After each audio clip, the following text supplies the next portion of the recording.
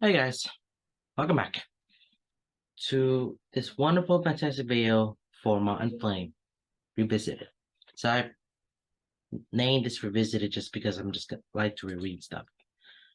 So let's pick up where we left off, shall we? Alright, without any further ado, let's continue reading this.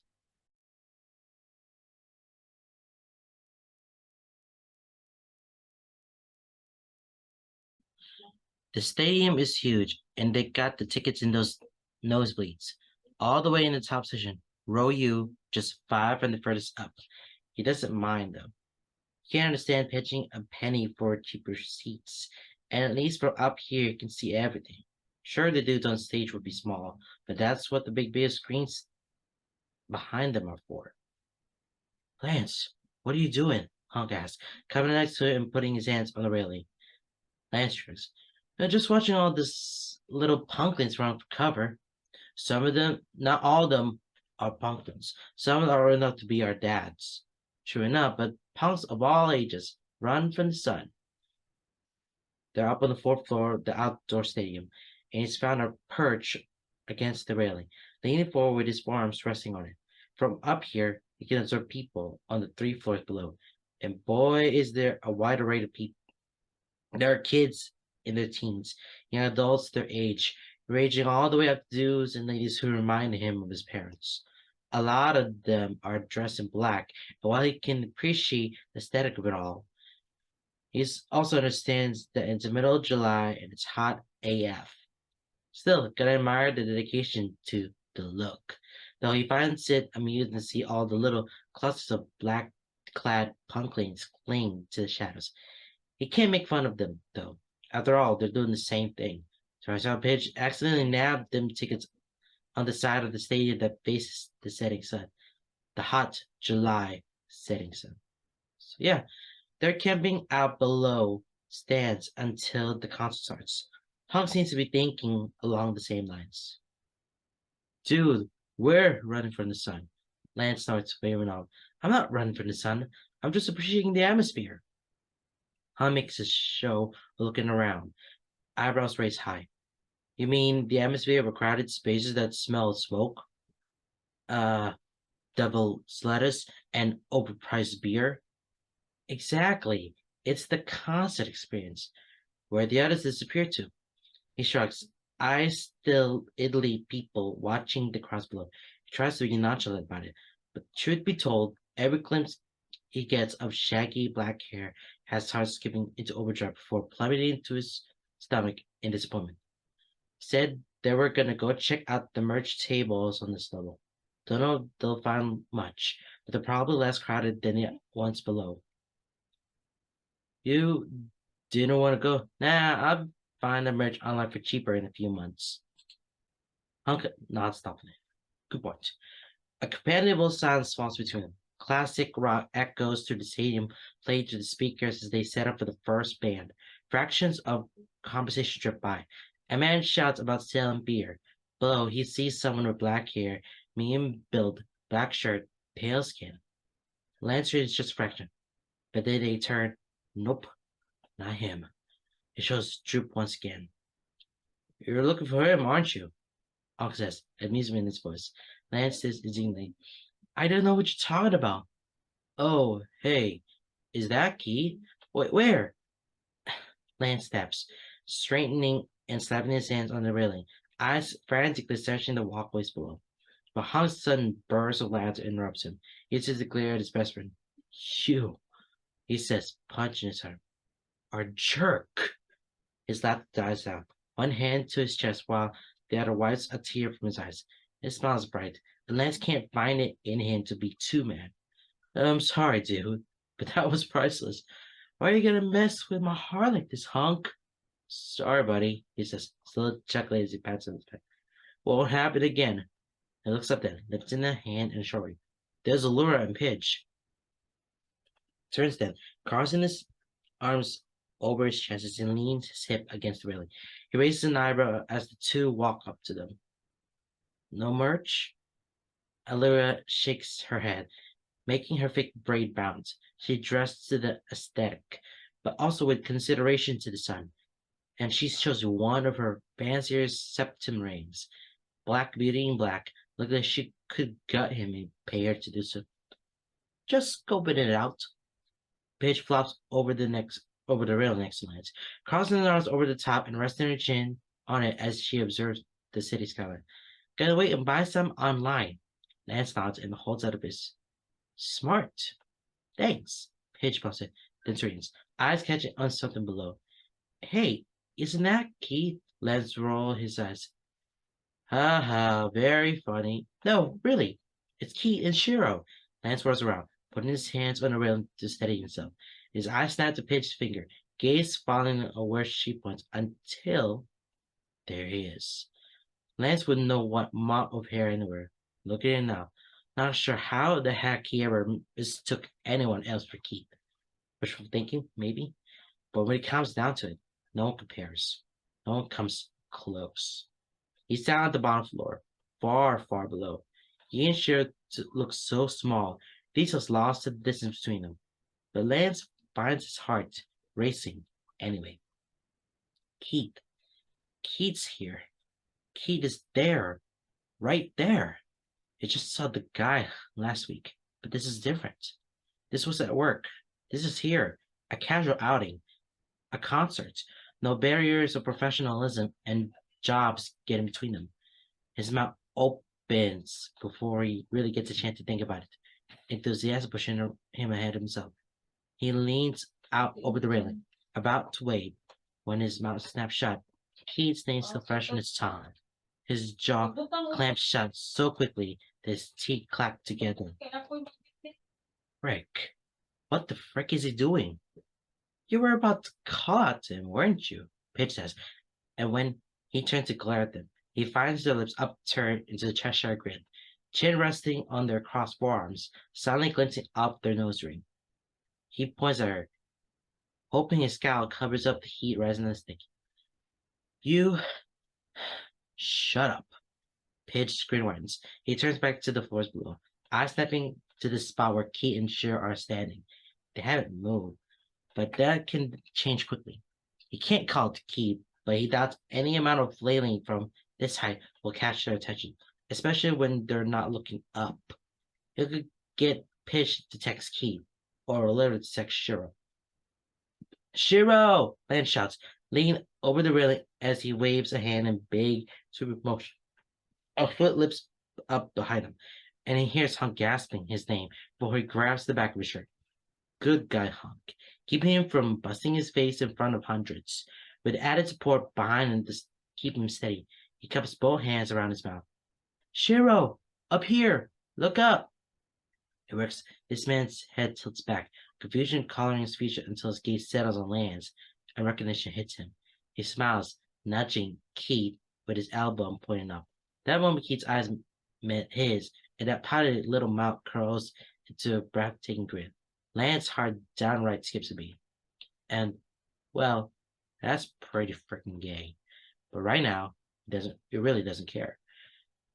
His waving calms now that he has their attention, but cheeks ache with his smile.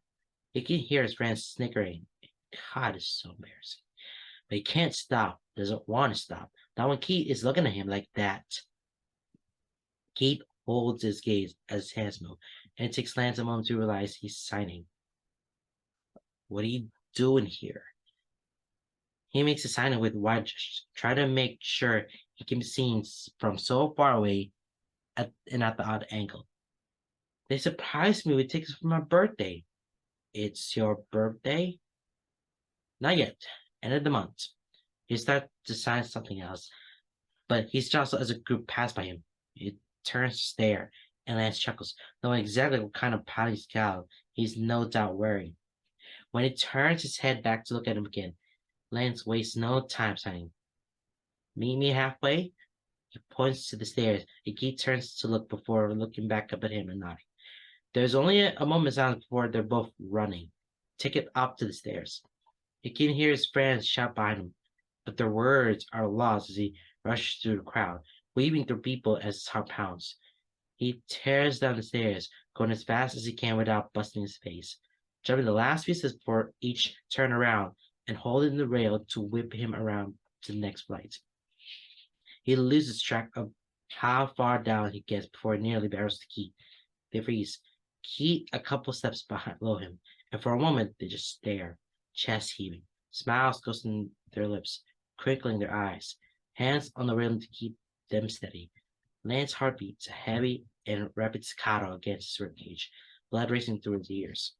He's right here, right in front of him, beautiful and grinning those rare, full-out smiles that never failed to make his heart melt and his knees weak.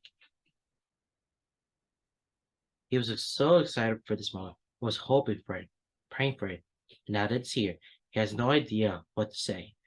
The moment stretches, people pass by them, and finally Keith breaks the eye contact, looks him up and down, and makes a show of it. Takes in the shorts he picked specifically because they make his butt look great. The old Metallica shirt that he once found at the thrift store and ripped the sleeves off to make a muscle tank. The snapback perch on his head. He eyes it for a moment, humming softly to himself before his gaze drops to Lance.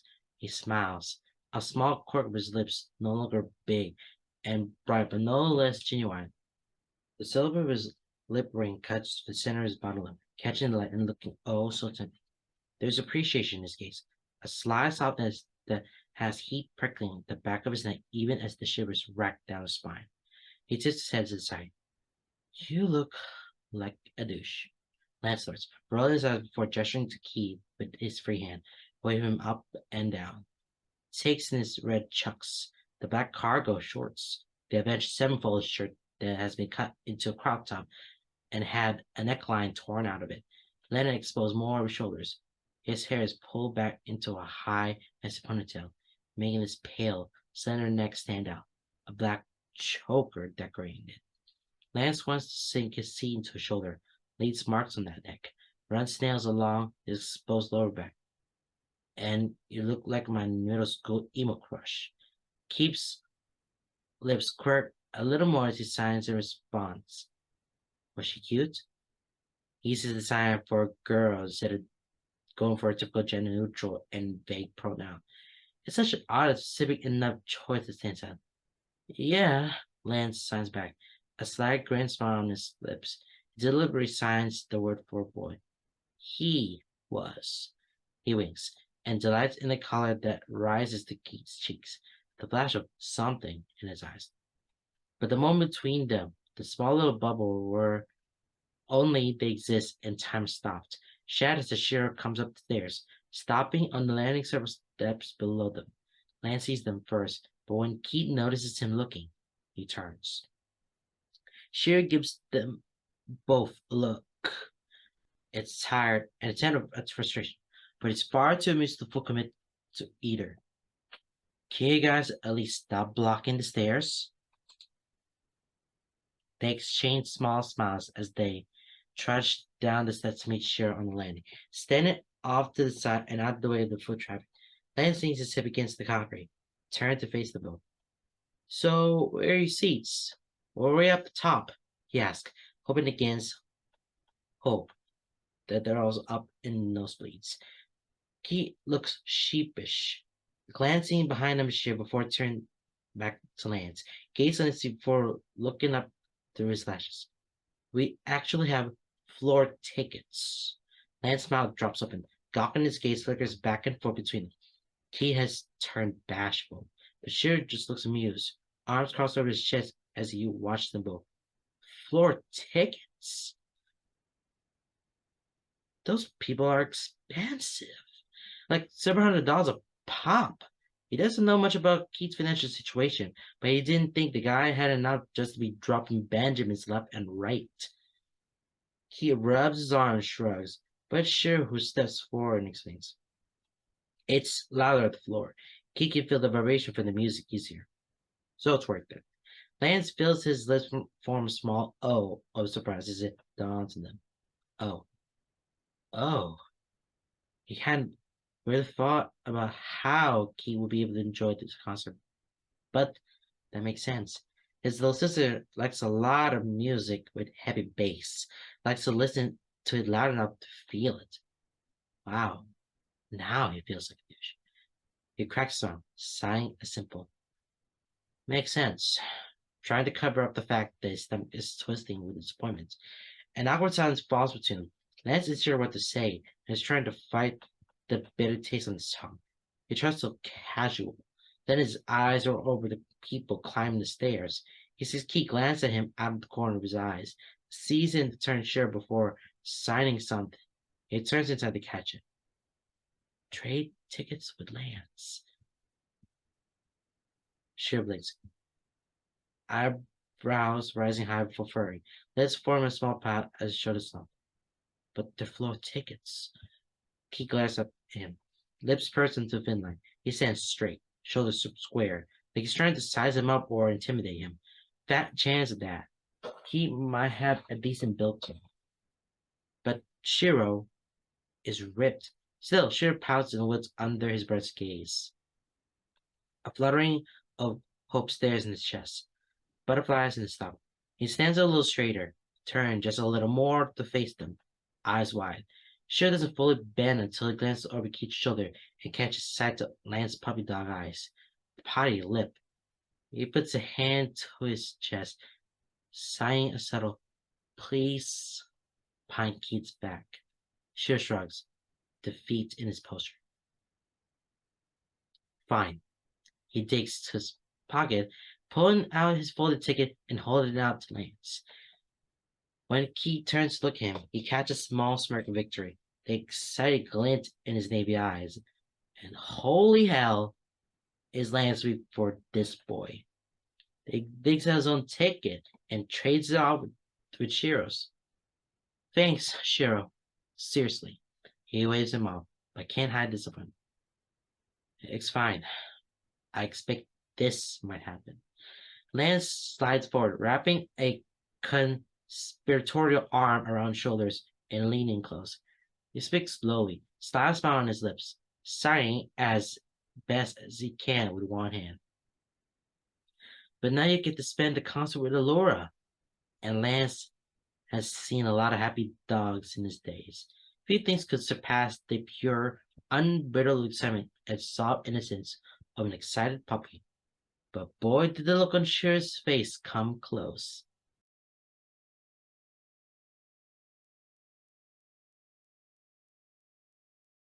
All right, that is all for this chapter. Well, this part, by the way, this third part. So so they're now at the concert. So they're having some tickets and going to this Metallica concert there.